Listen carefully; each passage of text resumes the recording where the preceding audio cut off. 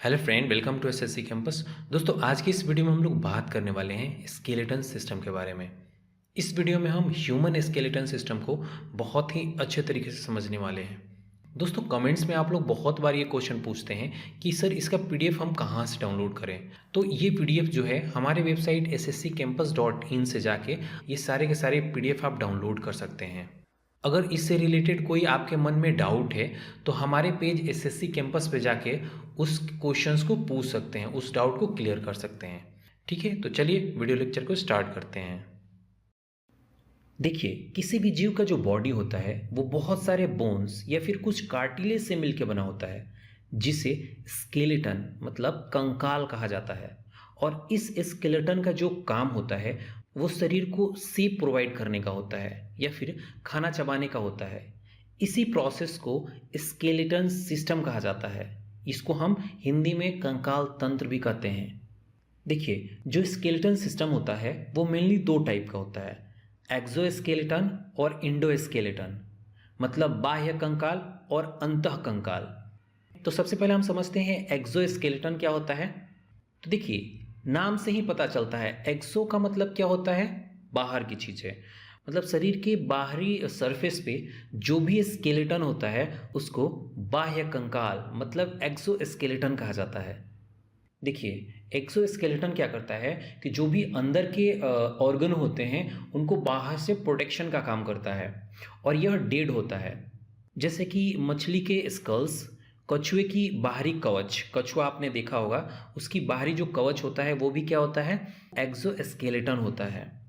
पक्षी के जो भी पंख होता है या फिर मैमल्स में जो बाल होता है वो सारे के सारे एक्सोस्केलेटन होते हैं। अब हम बात करते हैं एंडोस्केलेटन के बारे में। दोस्तों, जैसे कि नाम से पता चल रहा है, एंडो का मतलब होता है अंदर। तो किसके अंदर, मतलब शरीर के अंदर। तो शरीर के अंदर पाए जाने वाले स्केलेटन को एंडोस्केलेटन कहते हैं। ये लगभग जितने भी वर्टेब्रल एनिमल्स होते हैं उन सभी में पाया जाता है और जो बॉडी का मुख्य कंस्ट्रक्शन होता है वो इन्हीं के द्वारा बनाया जाता है, मतलब निर्माण होता है।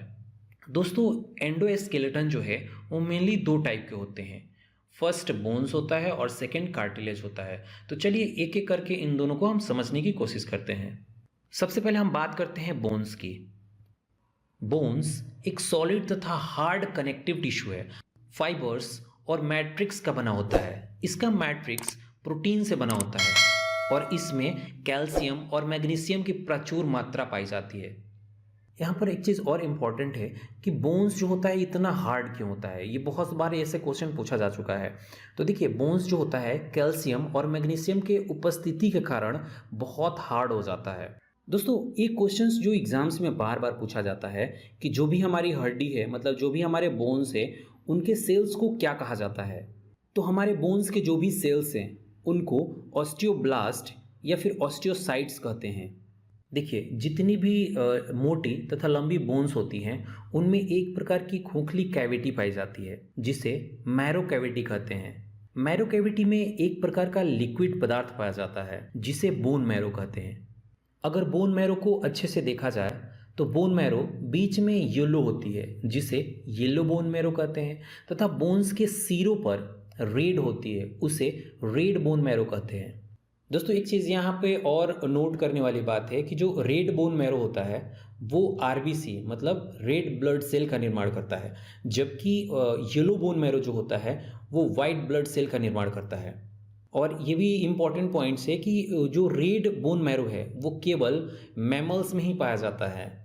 तो चलिए दोस्तों, अब हम ये डिस्कस कर लेते हैं कि जो हमारे बोन्स होते हैं उनका काम क्या होता है। हमारे बोन्स का जो पहला काम होता है वो शरीर को एक शेप देना होता है और साथ ही साथ हमारे ब्रेन या फिर हमारे हार्ट, हमारे लंग्स, इन सभी को प्रोटेक्शन देने का भी काम किसका होता है, तो बोन्स का ही होता है।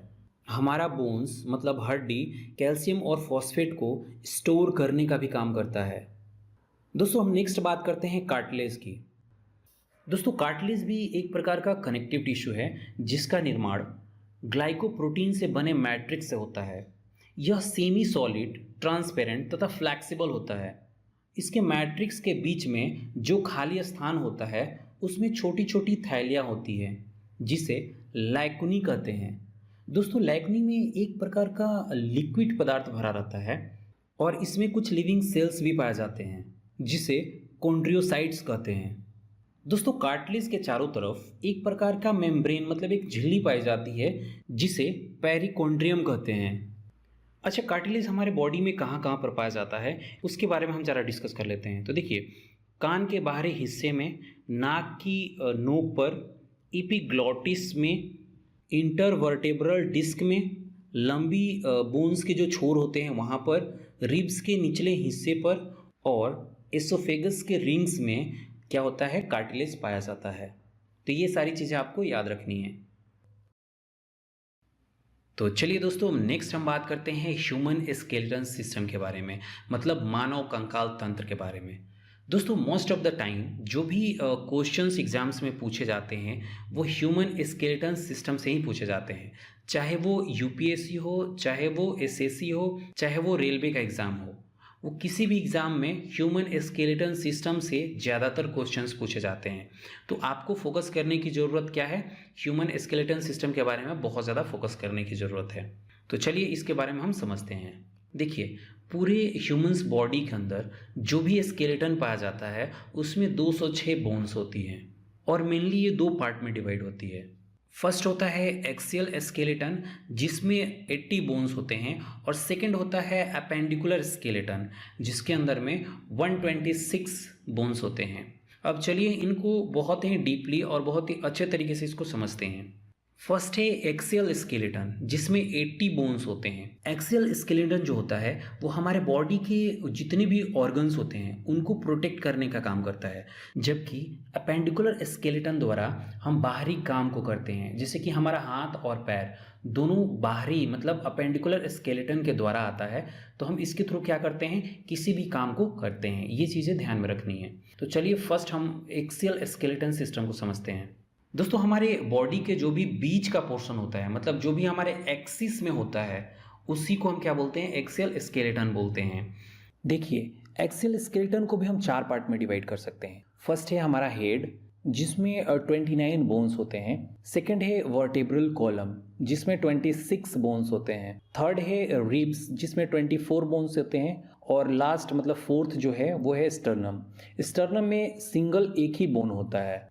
तो चलिए एक एक करके इन सभी को अच्छे से समझते हैं कि ये जो 29 बोन्स है, जो हमारे हेड में 29 बोन्स है, वो कौन कौन से हैं। यहाँ पर जो भी हमारे हेड में 29 बोन्स होते हैं उनको भी हम 3 पार्ट में डिवाइड करते हैं। फर्स्ट है स्कल, स्कल में भी 22 बोन्स होते हैं। सेकेंड है ईयर्स में जो है 6 बोन होते हैं। और थर्ड है हियाइड में एक ही बोन होता है। इसको हम अच्छे से समझते हैं।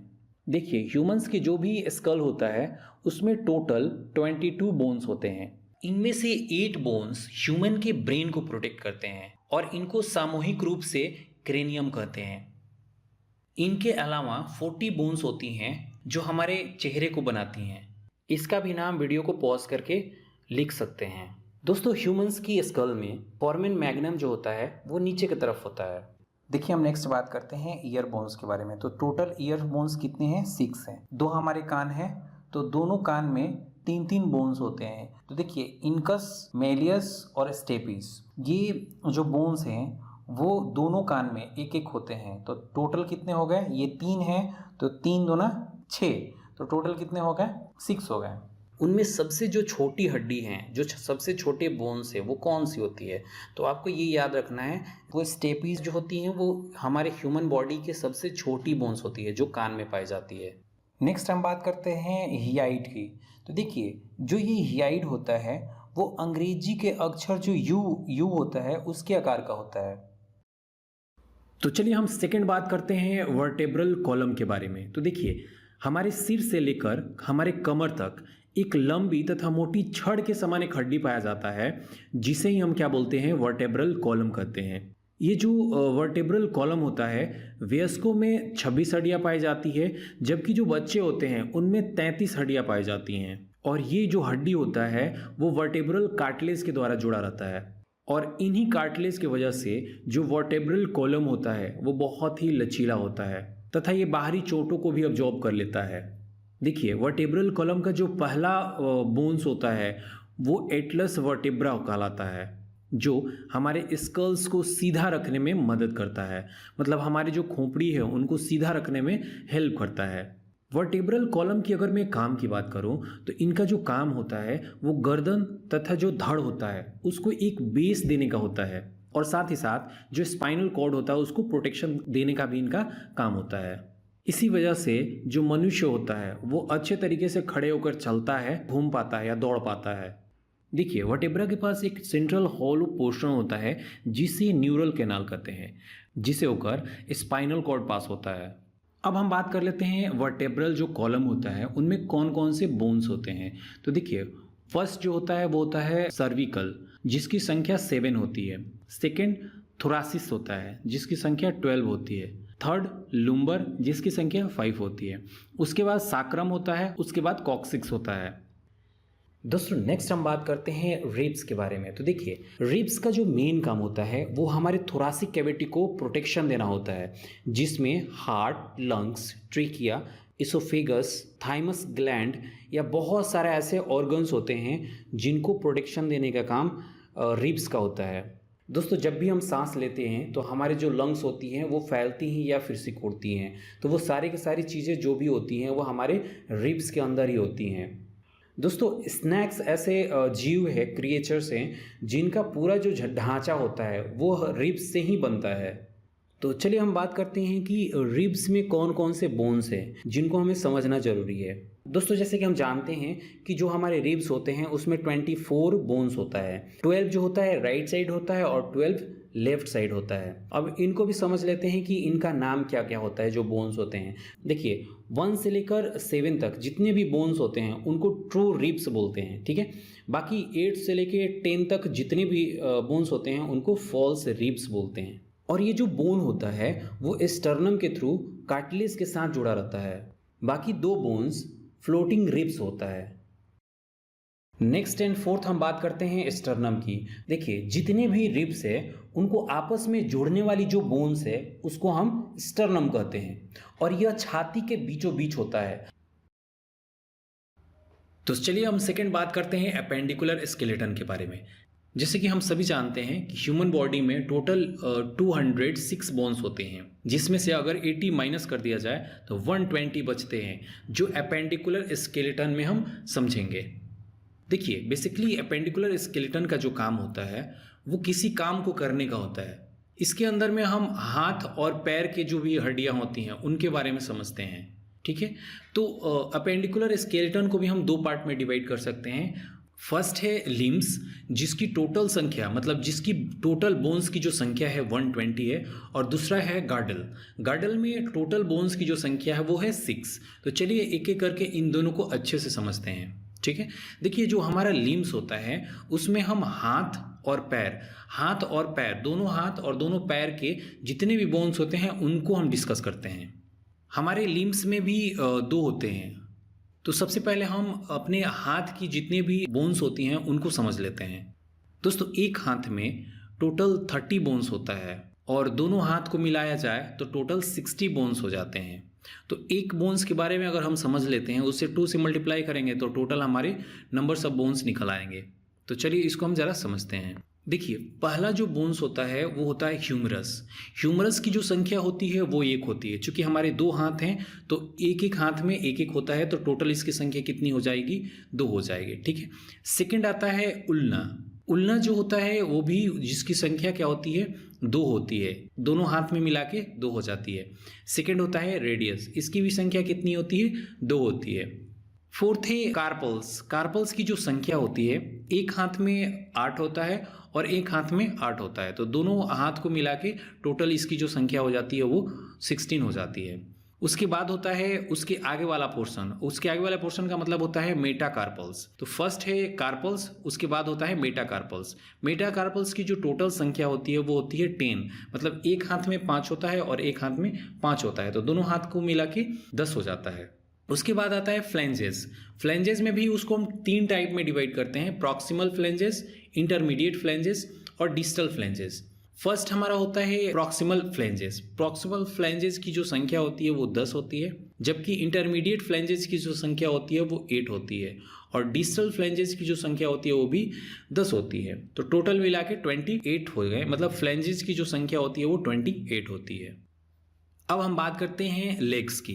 तो देखिए, जितने हमारे हैंड में टोटल नंबर ऑफ बोन्स होते हैं उतने ही हमारे लेग्स में भी टोटल नंबर ऑफ बोन्स होते हैं, ठीक है। तो फर्स्ट हमारा होता है फीमर। हमारा जो लेग होता है उसमें फर्स्ट बोन जो होता है उसका नाम है फीमर। हम सभी जानते हैं कि फीमर जो होता है वो ह्यूमन बॉडी में सबसे बड़ा बोन होता है। बहुत बार ऐसा क्वेश्चन भी पूछा जाता है कि जो ह्यूमन बॉडी के सबसे बड़ा जो बोन है उसका नाम क्या है, तो उसका नाम है फीमर। ये आपको याद करनी है। सेकंड है पैटेला। देखिए, पैटेला का जो काम होता है वो पैर को पीछे मोड़ सकते हैं, लेकिन हम आगे मोड़ना चाहें तो आगे नहीं मोड़ सकते हैं। मतलब जो पैटेला होता है उसको पैर को आगे मोड़ने में रुकावट डालने का काम होता है उसका। थर्ड है टीबिया। टीबिया की जो संख्या होती है वो भी 2 ही होती है, मतलब एक पैर, दोनों पैर को अगर मिलाया जाए तो उसकी संख्या 2 हो जाती है। फोर्थ है फिबुला। तो इसमें भी क्या होता है, टार्सल्स, मेटाटार्सल्स और फ्लैंजेस। सेम उसी तरीके से उसमें क्या था, कार्पल्स, मेटाकार्पल्स और फ्लैंजेस। इसमें क्या है, टार्सल्स, मेटाटार्सल्स और फ्लैंजेस। जो टार्सल्स की संख्या होती है वो टोटल 14 होती है। बाकी मेटाटार्सल्स जो होता है वो सेम होता है, 5 होता है, तो टोटल 10 हो जाता है। फ्लैंजेस भी कितनी होती हैं इसमें, फ्लैंजेस भी 28 होती हैं। इसमें भी क्या होता है, प्रॉक्सिमल फ्लैंजेस होता है, इंटरमीडिएट फ्लैंजेस होता है और डिस्टल फ्लैंजेस होता है। तो इसमें भी 10, 8 और 10, इनकी जो संख्या है दोनों पैरों को मिला के वो 10, 8 और 10, मतलब प्रॉक्सिमल फ्लैंजेस में 10 होता है, इंटरमीडिएट फ्लैंजेस में 8 होता है और डिस्टल फ्लैंजेस में 10 होता है। दोनों पैरों के मिला के इसकी जो संख्या होती है वो टोटल हो जाती है। अब नेक्स्ट हम बात करते हैं गार्डल की। देखिए, गार्डल भी 2 टाइप में हम इसको डिवाइड कर सकते हैं। पहला है पिक्टोरल और दूसरा है पेल्विक। देखिए, पिक्टोरल की जो टोटल संख्या होती है वो होती है 4। इसमें फर्स्ट है क्लैविकल, इसकी जो संख्या होती है वो भी 2 ही होती है। और सेकंड है स्कैपुला, इसकी भी जो संख्या है वो भी 2 ही होती है। देखिए, लास्ट जो है वो है पेल्विक, जिसकी संख्या 2 होती है। जो पेल्विक होता है ना वो हमारे पैरों से कनेक्टेड होता है, मतलब जो पैर के फीमर्स बोन होता है उनसे कनेक्टेड होता है और साथ ही साथ वर्टेब्रल कॉलम के निचले पोर्शन के साथ कनेक्टेड रहता है।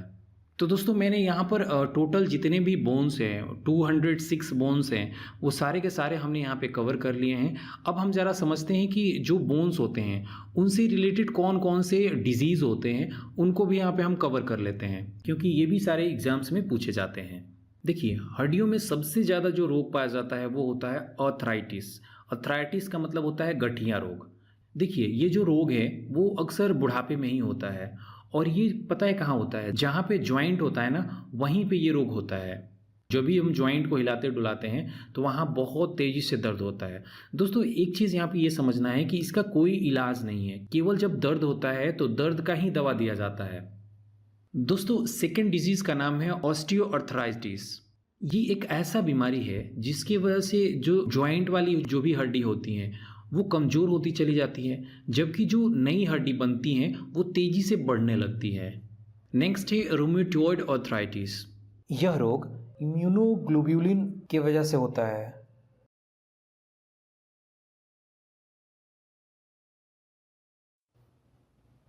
तो चलिए, बोन से रिलेटेड कुछ ऐसे फैक्ट्स के बारे में बात कर लेते हैं जो एग्जाम्स में बार बार पूछे गए हैं। जो हमारे बॉडी के बोन्स होते हैं वो 20 वर्ष के उम्र तक बढ़ते रहते हैं। जो सबसे छोटी हड्डी होती है स्टेपीज, उसकी जो लंबाई होती है वो 2.8 मिलीमीटर होती है। शरीर में 40% वजन हड्डियों का होता है। दोस्तों, हर 7 साल बाद हमारे जो शरीर के जितने भी बोन्स होते हैं वो दोबारा निर्माण होते हैं, दोबारा बनते हैं। दोस्तों, कभी कभी ऐसा होता है कि जो हमारी कोहनी होती है कहीं ना कहीं टकरा जाती हैं, कहीं ना कहीं चोट लग जाता है। तो कभी आपने देखा होगा कि उसमें झंझनाहट सी आ जाती है। तो वो जो झंझनाहट है, जो करंट सा लगता है, वो किसकी वजह से होता है? हड्डियों की वजह से नहीं होता है, उसमें जो नसें होती हैं उनके वजह से करंट सा लगता है।